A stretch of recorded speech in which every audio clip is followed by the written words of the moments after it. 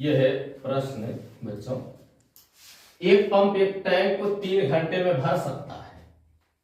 एक पंप एक टैंक को 3 घंटे में भर सकता है। जब आप अपना पंप चालू करते हैं मोटर तो 3 घंटे में भर सकता है। एक छेद होने के कारण इसने टैंक को भरने में 3.5 घंटे लिए। टैंक का पूरा पानी छेद से कितने घंटे में भर सकता है? बड़ा बढ़िया प्रश्न है। जानते हैं सबके घर में पंप होता है, टंकी लगा होता है, छत पर रखे रहते हैं। तो एक निश्चित समय में अगर पूरी टंकी खाली हो तो वो एक निश्चित समय में भर देगा, चाहे आधा घंटा लगे, पौना घंटा लगे, हो सकता है बड़ा टैंक रहा हो और बड़ा टैंक रहा हो उसको भरने के लिए आधा घंटा 45 मिनट जो भी समय लेता है वो भर देता है।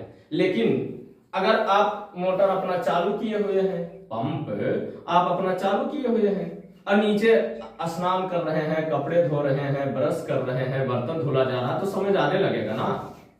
तो हमें यह देखना होता है, हम इससे अगर केवल टंकी सभी टोटी बंद हो और टंकी भरने का समय नोट कर लें कि इतने देर में हमारी टंकी भर जाती है अगर पूरी खाली हो तो।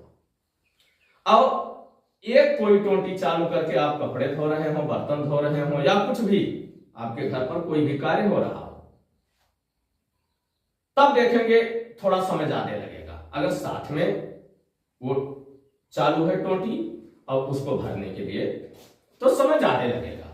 वही चीज ये है, इसमें कह रहा है एक छेद है तो छेद से पानी गिर रहा है और तब उसको 3.5 घंटा लगा भरने में। ठीक है, तो कह रहा है कि उस छेद से कितने देर में पूरा पानी खाली हो जाएगा टंकी से, यही हमको देखना है।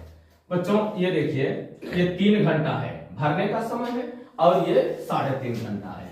हम 3 सही 1/2 घंटे को लिख सकते हैं। 3 गुना 6 7/2 घंटे लिख सकते हैं, है ना। 3 घंटा यह है, इसको हम 7/2 में से 3 घटा देंगे। इसके बटा कुछ नहीं था, हमने बटे 1 कर दिया। ठीक, ये दोनों का एलसीएम 2 होगा, लासा 2 होगा। ये 7 - 3 × 6 यानी 1/2 घंटा। इन दोनों का डिफरेंस 1/2 घंटा आ रहा है बेटा।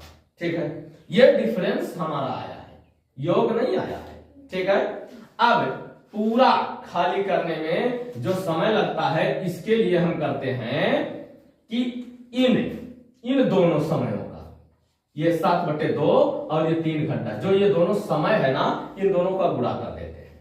इन दोनों का गुणा कर देते हैं। चलिए 3 × 7/2 और ये जो डिफरेंस आया अंतर, इससे हम भाग कर देंगे। ठीक है, 1/2। चलिए गुणा कर लेते हैं। 7 × 21/2 और इसके बटे 1/2।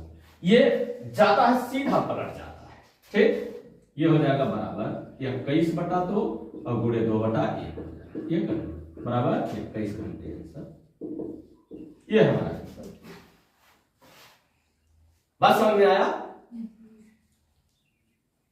अब इस तरह से अभी एक प्रश्न और दे रहा हूं मित्रों। अगर आप हमें फेसबुक पर देख रहे हैं तो हमारे फेसबुक को फॉलो कर लीजिए और अगर यूट्यूब पर देख रहे हैं चैनल को सब्सक्राइब कर दीजिए, लाइक करना ना भूलें। अगला प्रश्न ये है, तब की बार तो एक भर रहा था, दूसरा खाली कर रहा था। ठीक है, तो अंतर यानी घटाए थे हम। अब की बार यह है, यदि विभा किसी कार्य को 5 दिनों में करती है, विभा अगर अकेले करती है तो 5 दिन लगता है, अधीमी उसी कार्य को 15 दिनों में करती है। वो देखो, जैसा नाम धीमी वैसा काम भी धीमा। नाम धीमी तो काम भी धीमा। वो 5 दिन में करे, इसको 15 दिन लग रहा है।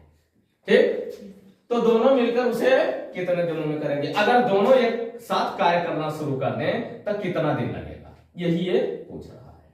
ठीक है, अब हम क्या करेंगे, तब की बार घटाए थे बच्चों। ठीक है, अब की बार हम क्या करेंगे, हल इसका लिखेंगे। पहले हमने क्या कहा था, इन दोनों का गुणा, तो अब की बार भी इन दोनों का गुणा कर देंगे। ठीक है, इन दोनों का गुणा कर देंगे। चलिए 15 × 5 कर देंगे बटा, दोनों मिल रहे हैं ना। अब की बार ये नहीं है कि एक कर रहा है तो दूसरा नष्ट कर रहा है, ऐसा भी प्रश्न आता है कि एक दीवार को गिराता है, बनाता है, दूसरा गिराता है। इस तरह के भी प्रश्न है। तो उस प्रश्न को हल करने का वो नियम है। अब इसको हल करने के लिए देखिए दोनों अब मिल रहे हैं, तो इन दोनों को हम जोड़ देंगे। 15 + 5 नीचे। समझ में आ रहा है? कुछ नहीं करना, यही करना है। इन दोनों का तो पहले गुणा करेंगे, ठीक है, और इसके बाद दोनों को जोड़ देंगे। यह हो जाएगा 15 × 5 = 75।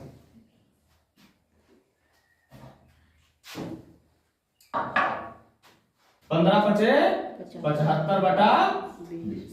चलिए 5 × 4 = 20 और 5 × 25 यह हो जाएगा बराबर 25/4। ये बच्चों यहां हमने 25 लिख दिया। 5 से जब इसको काटा तो 15 होना चाहिए। ये 15 हो गया, यहां इसको 15 बनाना है।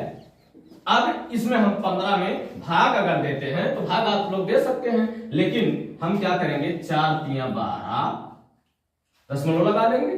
3 बचा 30, 4 × 7 = 28, 4 × 5 = 20। ये इतना देंगे 3.75। ठीक है।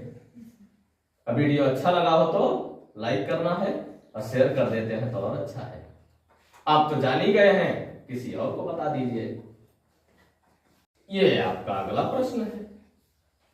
सोचा एक क्षेत्रफल से बताता चलूं। क्षेत्रफल का आगे तो एक आध प्रश्न जरूरी है। चलिए देख लेते हैं। एक आयत का क्षेत्रफल एक वर्ग के क्षेत्रफल से 3 गुना है। ठीक, आयत का क्षेत्रफल वर्ग के क्षेत्रफल से 3 गुना है।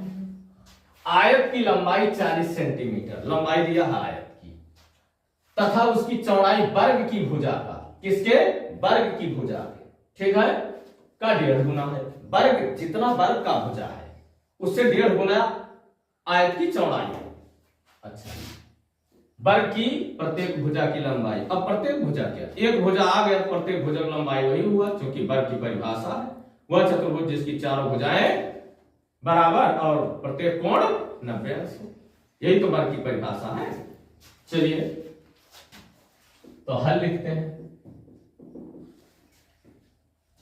जो भी हम मानेंगे, क्योंकि क्षेत्रफल मानना है हमको, उसे हम स्क्वायर में मानेंगे बच्चों। ये नियम होता है। अगर हम क्षेत्रफल मानते हैं, भुजा मानते हैं, तब तो सेंटीमीटर मीटर, ये सेंटीमीटर में दिया, हम सेंटीमीटर में मान लेते हैं। लेकिन चूंकि ये सेंटीमीटर में हम मानेंगे नहीं, मानेंगे सेंटीमीटर में ही, लेकिन वर्ग सेंटीमीटर में मानेंगे। ठीक है। तो अब वर्ग का क्षेत्रफल कम है, आयत का ज्यादा है, तो हम वर्ग का क्षेत्रफल मान लेते हैं। मानक कभी भी अगर मानते हैं तो छोटे वाले का माना जाता है। ठीक है। अब लिखेंगे माना वर्ग का क्षेत्रफल बराबर x² सेंटीमीटर स्क्वायर, चाहे वर्ग सेंटीमीटर लिख लीजिए, चाहे सेंटीमीटर स्क्वायर लिख लीजिए। ठीक है। तो अब आयत का क्षेत्रफल कितना हो जाएगा, आयत का क्षेत्रफल बराबर कितना हो जाएगा 3x², 3 गुना है ना वर्ग सेंटीमीटर। ठीक है, होगा ना, ये कहा है यहाँ 3 गुना है। ठीक है, ये तो समझ में आ गया। आयत की लंबाई 40 सेंटीमीटर दिया है। आयत की जो दिया है उसको हम लिख लेते हैं बराबर 40 सेंटीमीटर। अब वर्ग का क्षेत्रफल x² हमने माना है, तो वर्ग की भुजा x होगी ही। वर्ग की भुजा बराबर x सेंटीमीटर, x सेंटीमीटर। अब आयत की चौड़ाई, अभी देखो बताता हूं, आयत की चौड़ाई बराबर 1.5 गुना है, वर्ग की भुजा का 1.5 गुना है क्या, आयत की चौड़ाई। ठीक है। तो आयत की चौड़ाई x गुणे 1.5 लिखे हम, 1 सही 1/2 या 3/2, तो 3/2 लिख लेते हैं। 3/2 बराबर 3x/2 सेंटीमीटर। ठीक है। अब लंबाई गुणे चौड़ाई, आयत का लंबाई गुणे चौड़ाई बराबर क्षेत्रफल। यह आयत के क्षेत्रफल का सूत्र है। चूंकि हम सूत्र उल्टा लिख रहे हैं, आप लोग तो सोच रहे होंगे काहे सूत्र उल्टा है। उल्टा इसलिए है कि क्षेत्रफल दिया हुआ है। ठीक है, हमने क्षेत्रफल यहां लिखा है, भले ही मानक मान के लिखा है लेकिन क्षेत्रफल हमने लिखा है। तब लंबाई कितनी है बच्चों? लंबाई इसकी 40 सेंटीमीटर यहां लिखा हुआ है, ठीक है। तो लिख लेंगे 40 गुणे चौड़ाई कितनी है 3x बटा 2, 3x बटा 2 बराबर क्षेत्रफल कितना है 3x स्क्वायर, ठीक है 3x स्क्वायर।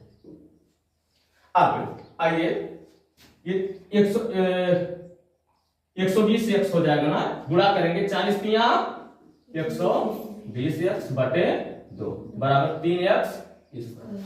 ये 2 से कटा 60 हुआ, ये 60x बराबर 3x स्क्वायर, ठीक। अब ये क्या करेंगे 60 गुणे x बराबर 3 गुणे x गुणे x, इसको हम कर सकते 2 की घात है 2 बार पूरा कर लेंगे। ये x इससे कटा, ये 3 विषय 20 यानी x बराबर 20 सेंटीमीटर। ये आया क्या? आया क्या? ये x का मान खोजो। इसमें कहा हमने कुछ x लिखा है कहीं? वर्ग की भुजा बराबर 1 सेंटीमीटर, और बस वही वर्ग की भुजा ये पूछ भी रहा है, ठीक है। क्या कहा है? वर्ग की प्रत्येक भुजा की लंबाई होगी। हमने x माना था, x का मान 20, तो क्या लिखेंगे आंसर 20 सेंटीमीटर। वीडियो पसंद आया हो तो लाइक जरूर कीजिए और शेयर कर देते हैं तो और भी अच्छा होगा। और आप तो समझ ही गए हैं तो दूसरों को भी समझा दीजिए।